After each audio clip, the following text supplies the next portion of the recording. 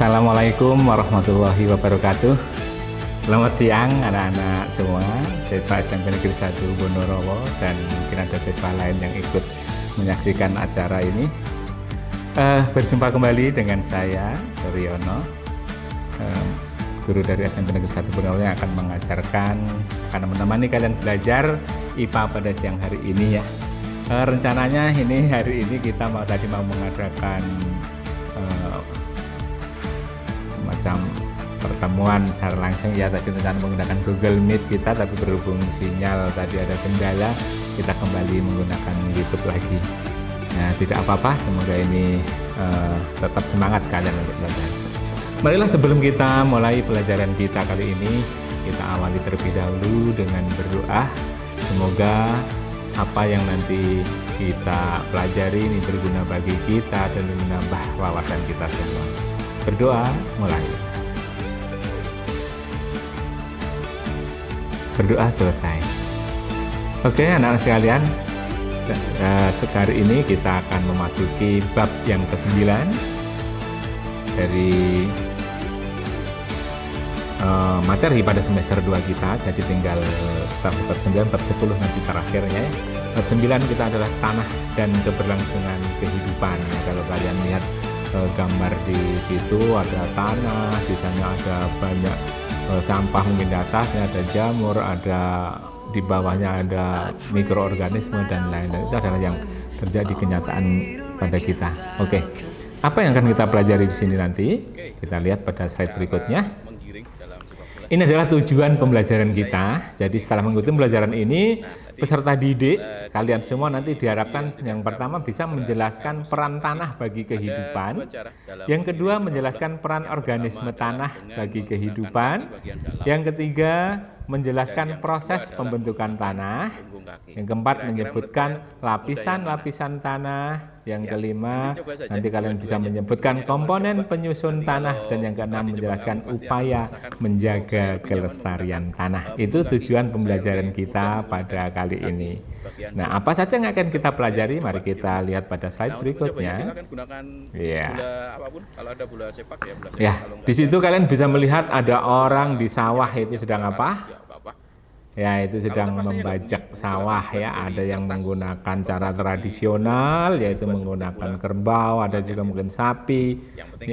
Yang sebelahnya itu menggunakan alat pertanian yang modern, yaitu menggunakan traktor. Tapi tujuannya sama. Apa kira-kira?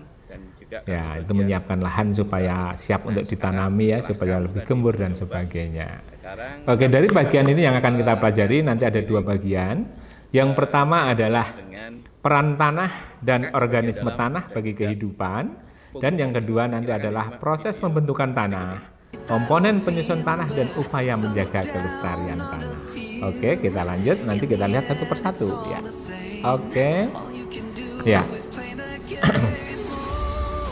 Pada bagian A di sini adalah peran tanah dan organisme tanah bagi kehidupan. Jadi ini ada dua macam, nanti peran tanah tersendiri dan organisme tanah juga tersendiri ya. Lanjut gambarnya berikutnya. Iya. Ya. Jadi kita akan melihat peran tanah bagi kehidupan. Yang pertama, tanah ini merupakan tempat hidup organisme tanah. Nah, organisme tanah itu apa saja? Itu contohnya di gambar kita itu ada cacing. Ya, kalian mungkin tidak terpaku pada apa yang tampil di gambar ini. Kalian bisa menyebutkan yang lain. Mungkin ada luwing, ada uret, mungkin ya kalau di tempat kalian mungkin ada juga mungkin semut dan sebagainya. Dan ini yang bisa kita amati menggunakan mata telanjang gitu sana, tanpa alat khusus. Nah, kemudian ada juga yang termasuk mikroorganisme yang hidup di dalam tanah, sejenis bakteri gitu ya. Misalnya di situ digambarkan adalah Nitrococcus ya, itu bakteri Nitrococcus. Nitro dari kata nitrat, coccus bentuknya itu seperti bola gitu ya, coccus ya. Dan yang lainnya banyak sekali bakteri yang ada di dalam tanah ya. Pokoknya itu ada tempat hidup organisme tanah. Organisme tanah itu ya ada cacing, luwing, semut, dan bahkan banyak lagi. Kalian mungkin bisa melihat di sekitar kalian, kalau kalian mau menggali-gali tanah akan menemukan organisme, itu tempat hidupnya ya. Kemudian Yang B ini adalah penyedia keperluan bagi manusia. Tanah ini disediakan untuk manusia juga. Contohnya apa? Yang pertama adalah tempat tinggal dan melakukan aktivitas. Ya, tempat tinggal kita, ya orang atau manusia membuat rumah itu di mana? Kan di atas tanah ya. Jadi di situ merupakan tempat tinggal. Ya kalau orang dulu mungkin belum bisa membuat rumah, pada manusia purba menggunakan gua. Nah gua kan termasuk dalam tanah, tinggal di dalamnya. Dan melakukan aktivitas, ya kita aktivitas, olahraga kan di atas tanah juga, berkebun, bersawah itu juga di atas tanah. Kita berjalan, melakukan aktivitas lain ini juga memerlukan tanah. Kemudian keperluan manusia yang lain misalnya sebagai bahan bangunan atau untuk membuat rumah. Apa misalnya? Bahan bangunan yang dari tanah. Ya, batu bata ya atau bata merah itu kan terbuat dari tanah liat. Ada genteng gitu ya. Itu kan terbuat dari tanah itu untuk keperluan bahan bangunan. Bahkan di situ nanti ada semen. Semen itu sebagian itu ada tanah liatnya juga bahannya. Kemudian penunjang kehidupan. Ya, penunjang kehidupan. Kita lihat manusia hidup ini kan memerlukan konsumsi dari yang ada di sekitar kita ya. Kalau kalian mungkin belajar tentang rantai makanan, ada produsen, konsumen, sebagainya. Manusia sebagai konsumen ini merupakan produsennya. Produsennya adalah dari jenis tumbuh-tumbuhan. Ini hidupnya kan di tanah. Ya. Demikian juga mungkin hewan ada juga yang kita dapatkan dari tanah. Itu merupakan penunjang kehidupan. Kita nanam padi, kita nanam mangga, nanam buah yang lainnya. Ya. Tanaman pertanian jagung, padi, dan lain-lainnya itu juga memerlukan tanah. Itu berbagai penunjang kehidupan. Kemudian memerlukan bahan baku kerajinan dan perabot rumah tangga. Ya, apa contohnya? Ya kalau kalian kemarin belajar prakarya pada semester kemarin bersama Pak Freddy, ditunjukkan dari tanah liat kalian bisa membuat berbagai macam gerabah ya. Ya ada mungkin bentuk guci, bentuk teko dan sebagainya dari tanah liat bisa juga ya, keramik ya, alat rumah tangga itu juga banyak yang dibuat dari bahan tanah ya. Yang paling tidak asing mungkin di situ adalah yang coek atau mungkin leyeh gitu ya, biasanya untuk buat sambal ya, itu ada dari tanah, itu bisa kalian mungkin dijumpai setiap rumah ada.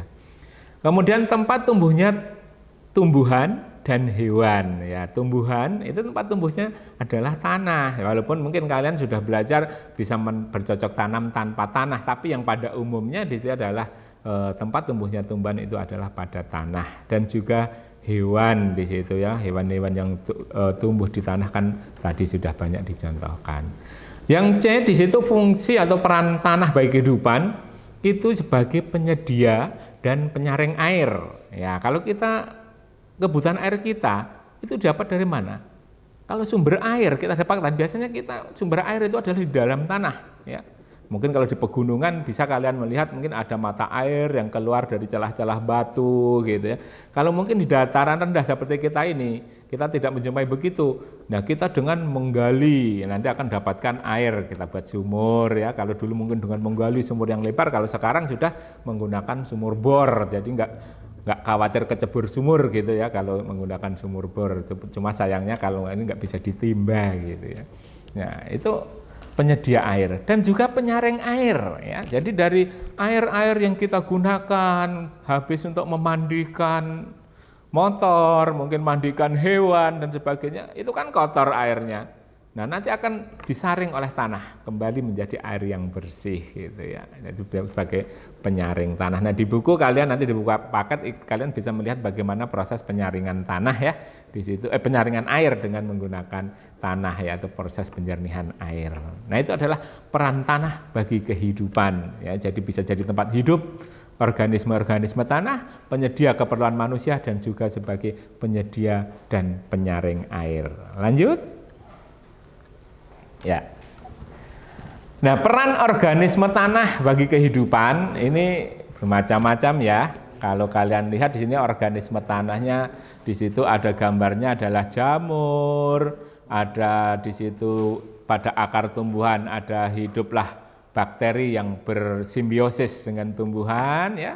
Kalau pada kacang-kacangan itu kita kenal ada bakteri Rhizobium yang tumbuh di akar kacang-kacangan, itu nanti akan membantu penyerapan zat tertentu ya. Kalau biasanya kalau Rhizobium ada penyerapan nitrogen dari dalam tanah oleh tumbuhan tadi. Kemudian kita lihat di sampingnya ada semut ya. Semut itu membuat lubang atau rumah di dalam tanah gitu ya. Ya, di situ akan memberi peran bagi tanah. Yang pertama adalah sebagai dekomposer dan detritivor. Ya, dekomposer dan detritivor mungkin kita lebih mengenalnya dengan istilah pengurai. Ya, itu kalau di rantai makanan kita kenal ada di situ adalah pengurai. Ya, yang akan menguraikan sisa-sisa dari makhluk hidup tadi. Ada sampah atau daun yang berguguran nanti akan diuraikan oleh detritivor atau dekomposer. Detritivor itu yang nanti mecah-mecah jadi kecil, dekomposer nanti yang akan menghancurkannya ya, lebih hancur lagi gitu ya.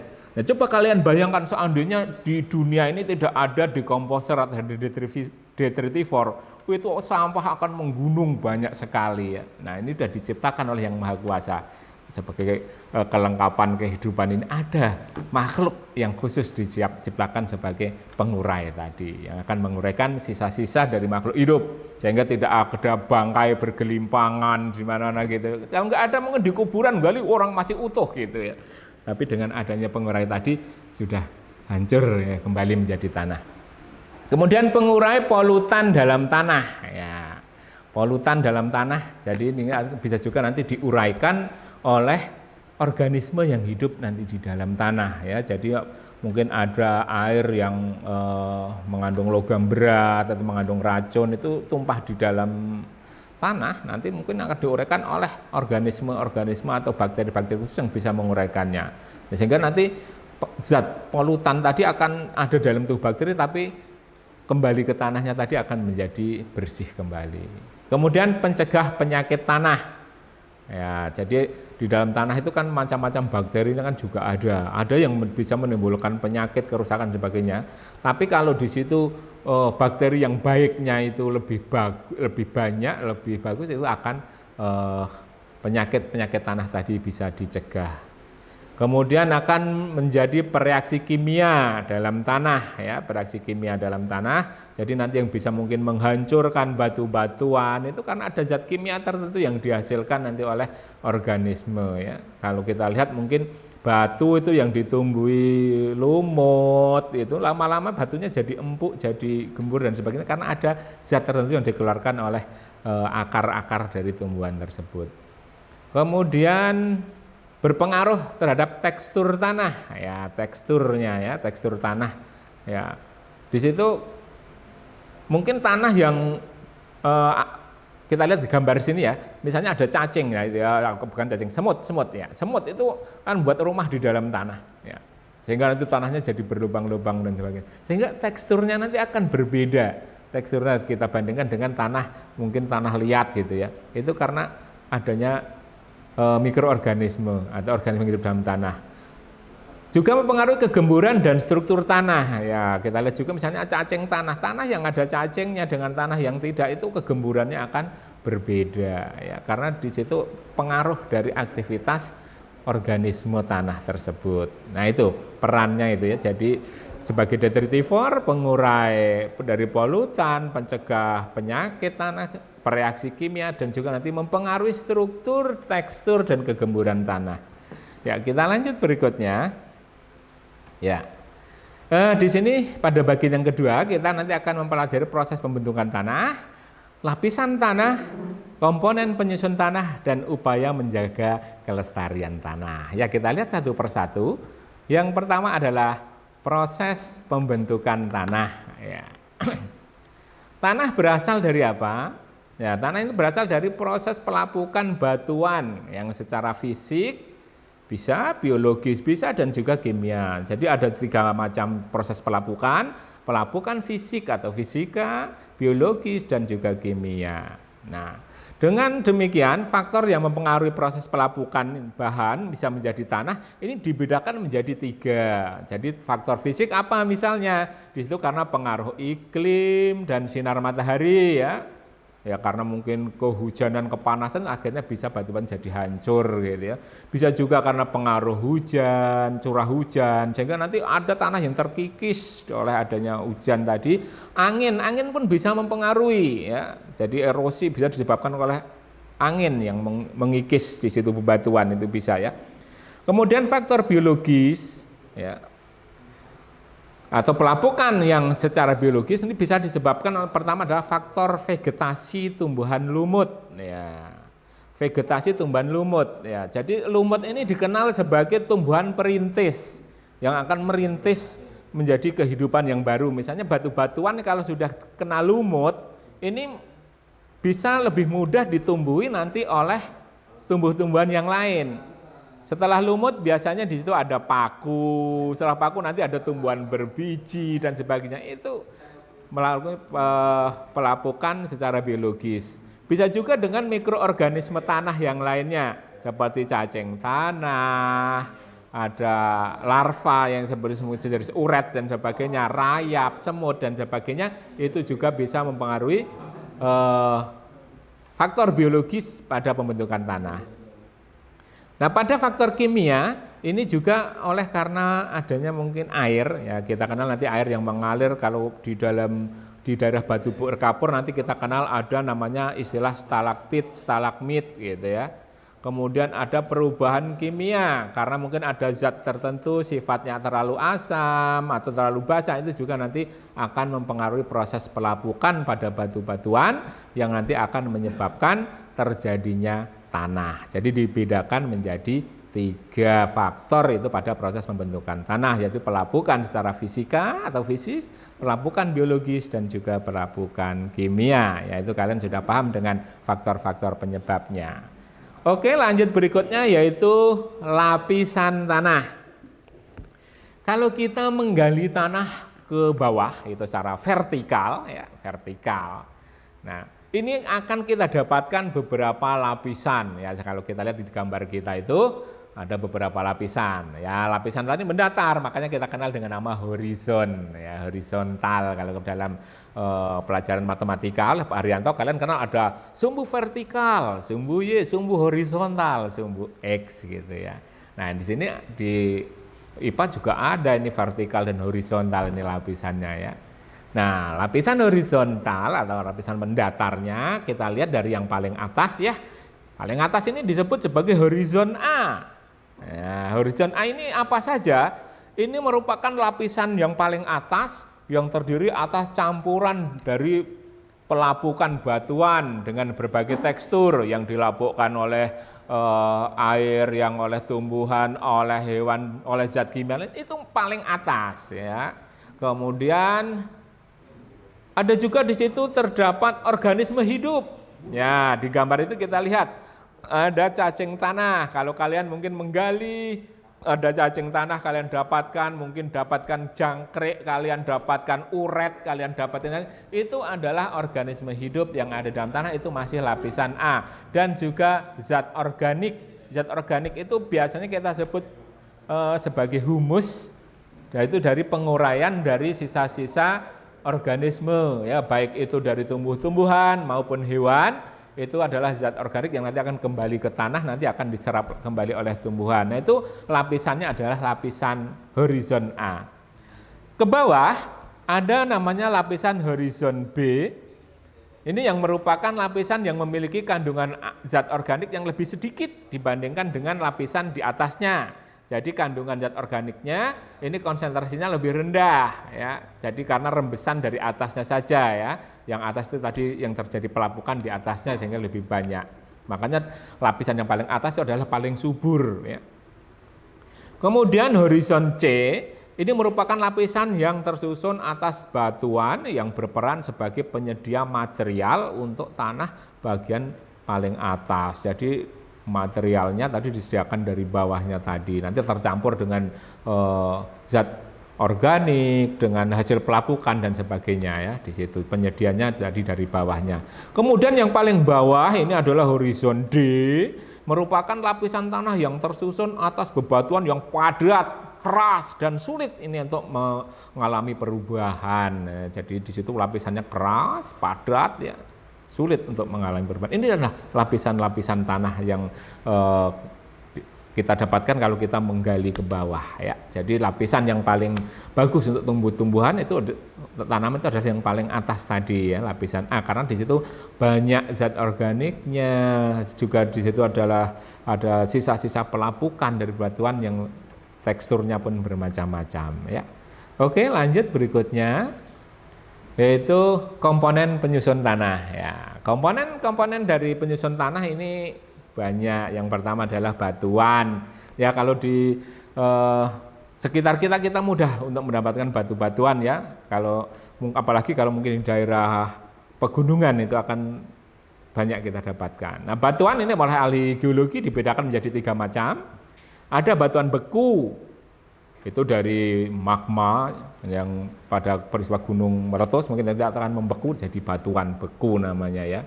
Yang batuan beku pun nanti dibedakan, ada batuan beku luar, beku dalam, beku korok dan sebagainya. Dan ada juga batuan sedimen atau endapan. Itu biasanya banyak didapatkan mungkin di pinggir-pinggir sungai dan sebagainya, kan terjadi peristiwa pengendapan. Ya, yang terkenal adalah batu sabak atau batu tulis gitu ya. Kemudian ada batu metamorf atau malihan ya. Jadi batu yang berubah sifatnya karena pengaruh dari alam tadi, karena tekanan, suhu dan sebagainya. Contohnya apa? Contohnya ada batu marmer, itu perubahan dari batu kapur ya. Batu kapur mengalami suhu dan tekanan yang tinggi, maka akan berubah sifatnya jadi batu marmer atau batu pualam. Kemudian komponen berikutnya ada udara. Ya, di dalam tanah pun ada udara. Makanya kadang kalau tanaman itu perlu kita gemburkan tanahnya ya. Kalau mungkin bahasa kita dangir gitu ya. Kita gemburkan sekitarnya itu untuk memberikan udara bagi tanaman tersebut. Ya, udara dalam tanah itu bisa terdapat di celah-celah antara batuan satu dengan bebatuan yang lainnya, antara akar dengan tanah dan sebagainya, itu ada di situ udaranya. Dan juga untuk kalau di situ mungkin ada organisme yang hidupnya seperti cacing tanah dan sebagainya, itu banyak udaranya, sehingga di situ tanah yang biasanya kan cacing tanah itu menambah kesuburan ya, salah satunya selain mungkin menghasilkan zat organik, itu juga memberikan ruang udara bagi tumbuh-tumbuhan tadi ya. Kemudian ada humus. Humus itu adalah sisa atau hasil pelapukan ya, hasil pelapukan dari sisa-sisa organisme, baik itu dari tumbuhan maupun hewan yang sudah diuraikan oleh detritivor atau dekomposer tadi, maka akan berubah menjadi humus.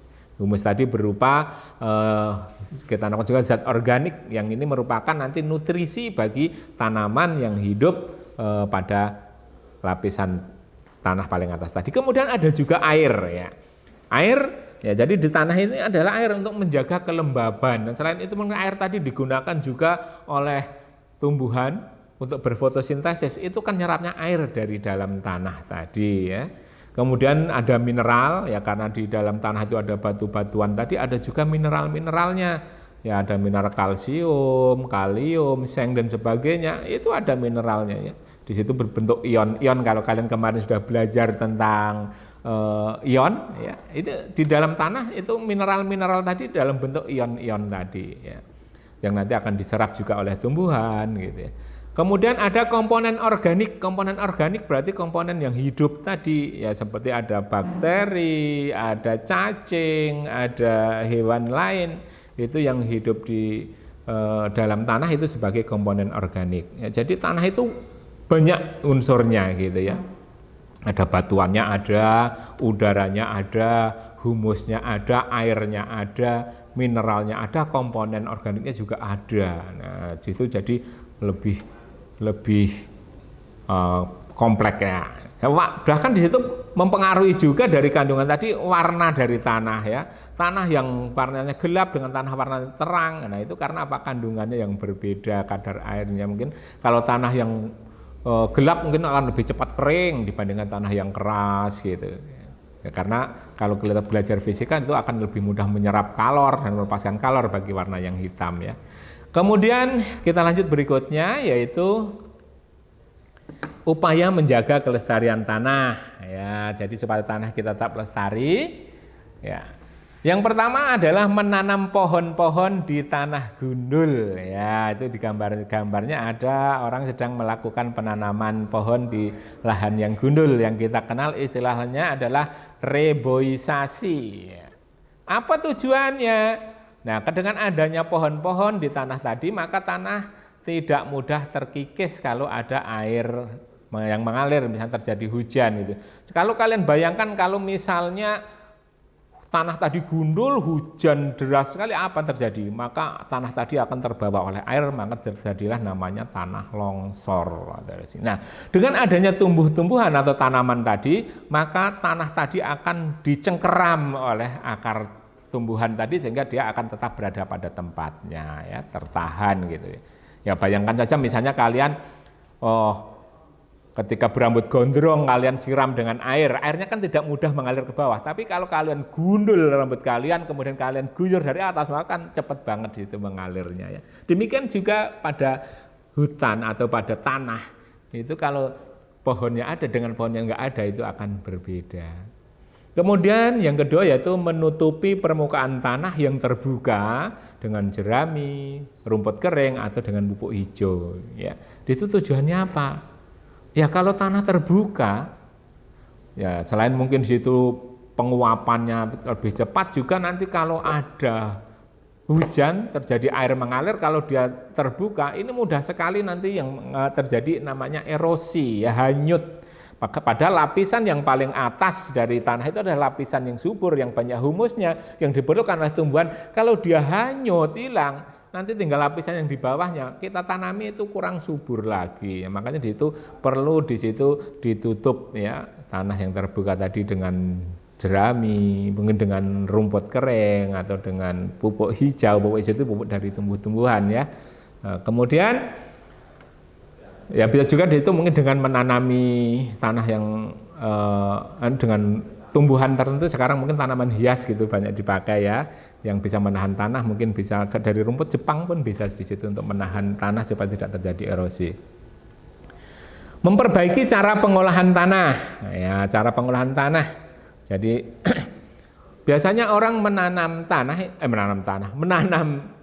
mengolah tanah, ya itu ditanami dengan tanaman tertentu itu terusnya itu tidak bagus.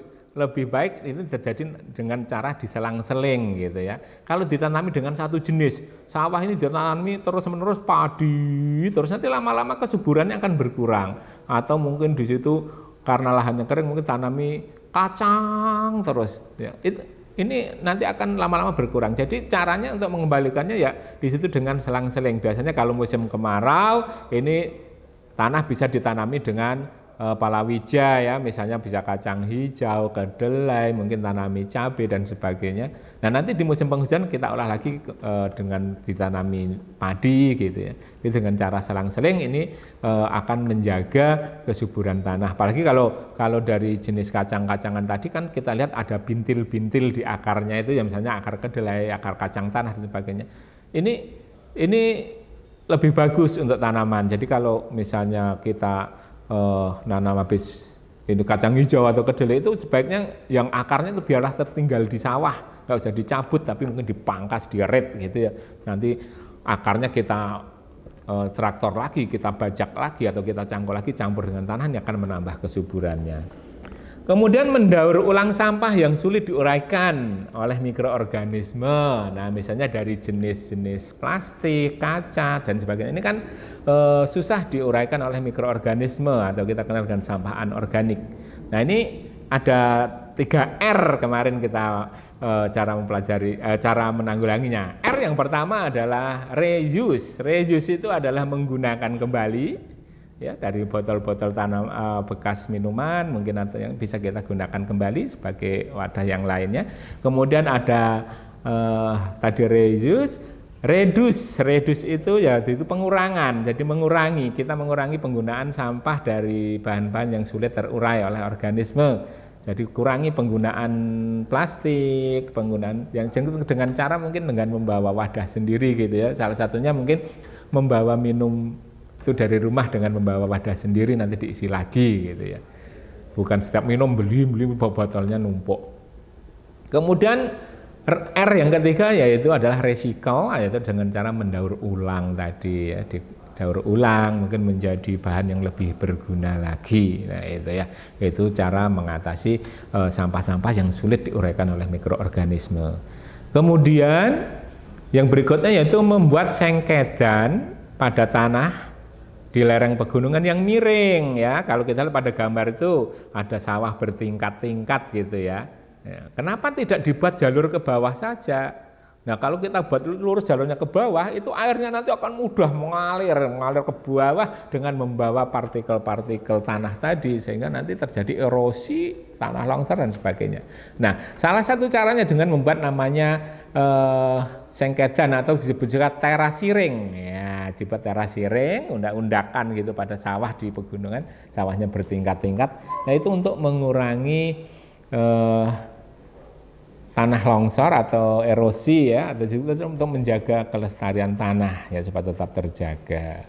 Kemudian yang terakhir di situ upaya menjaga kelestarian tanah yaitu dengan mengurangi penggunaan pupuk kimia.